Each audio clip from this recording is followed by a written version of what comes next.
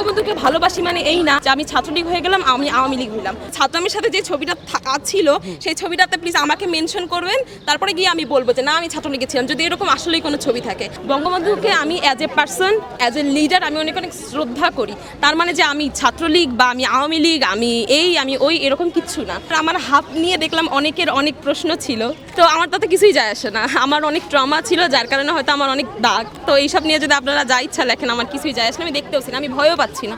আমি যদি ভয় পাইতাম তাহলে আজকে আমি আসতাম না। আমার যে এই দাবিগুলো যদি পূরণ না হয় পরবর্তীতে গিয়ে আমি নিজেই ভুগবো, তাই না? তো আমাকে আসতেই হবে। এখন আপনারা যা ইচ্ছা কমেন্ট করেন। বান্ডেল থাকলে প্রতি সেনমানিতে টাকা বাঁচবে।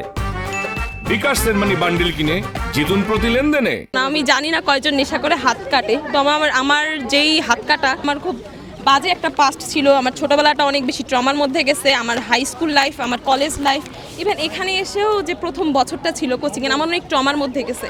আমার ডিসঅর্ডার আছে, বর্ডারলাইন পার্সোনালিটি ডিসঅর্ডার, যার কারণে এরকম হয় কি যে আমি যখন অনেক বেশি এটা হইতো, যখন আমি অনেক বেশি ট্রমার মধ্যে থাকতাম, আমি অনেক বেশি অসুস্থ হয়ে যাইতাম। আমার মনে হয়তো কিছু একটা করলে হয়তো আমি ঠিক থাকবো, যার কারণে আমি এসব করতাম। আমি নেশাগ্রস্তও না, আমি কিছুই না। আমি হাই স্কুলে পড়ছি হচ্ছে একটা গার্লস স্কুলে আমি হাই স্কুলে পড়ছি। তারপর একটা আমাদের ওখানে বেসরকারি একটা মহিলা কলেজ ছিল, সরকারি একটা বয়েজ কলেজ ছিল যেখানে আমি পড়ছি। সরকারিতে কোনো বেতন আমাকে দিতে হইতো না, মহিলা কলেজে আমাকে বেতন পরিশোধ করতে হইতো, যার কারণে আমার বাবা আমাকে সরকারি একটা বয়েজ কলেজে ভর্তি করে দিয়েছে, যেখানে আমি খুবই কম ক্লাস করছি। আমি শুধু টিউশনি করেই পরীক্ষা দিয়েছি। তারপর করোনা চলে এসেছে। আমার কোনো সহশিক্ষা ওভাবে হয়নি। আর সহশিক্ষা যদি হয়েও থাকে, আমি ইডেন কলেজে আসছি আজ থেকে 2.5 বছর আগে। 2.5 বছর থেকে আমি এখানে আছি মহিলাদের সাথে। হুট করে আমি এখানে কিন্তু আমার অ্যাডাপ্টেশন হয়ে গেছে।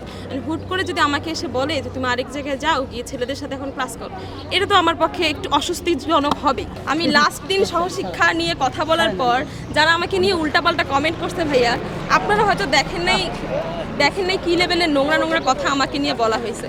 তো ওই সব কথা বলার পরেও আমি 7 কলেজের, ঢাকা কলেজের, সোহরাওয়ার্দী কলেজের, তিতুমির বাংলা কলেজের এই ছেলেদের সাথে একসাথে বসে ক্লাস করতে কতটুকু সেফ, তাদের সাথে সন্ধ্যা 7টা পর্যন্ত থাকতে আমি কতটা সেফ। আর যে অনলাইন ক্লাসের কথা বলা হয়েছে, অনলাইন ক্লাস করার জন্য একটা ল্যাপটপ থাকার দরকার হয়, একটা ভালো ফোন থাকার দরকার হয়। তো আপনারা দিবেন, যারা আমাকে প্রশ্ন করতেছেন, আপনারা আমাকে কেউ তো দিবেন না, আর দিলেও আমি নিচ্ছি না।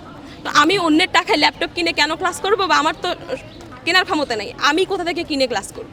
একজন আমার বয়ফ্রেন্ড, তার সাথে আমি কমফোর্টেবল, তার সাথে আমি এত বছর ধরে মিশে আসতেছি, তার সাথে আমি কমফোর্টেবল হইতেই পারি, তার সাথে আমি ঘুরতে ফিরতেই পারি।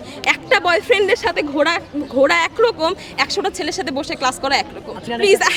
প্লিজ ছাত্রলীগের সাথে যে ছবিটা ছিল সেই ছবিটাতে প্লিজ আমাকে মেনশন করবেন, তারপরে গিয়ে আমি বলবো যে না আমি ছাত্রলীগে ছিলাম, যদি এরকম আসলেই কোনো ছবি থাকে। আমি সাদ্দামকে পার্সোনালি কখনো দেখিই নাই।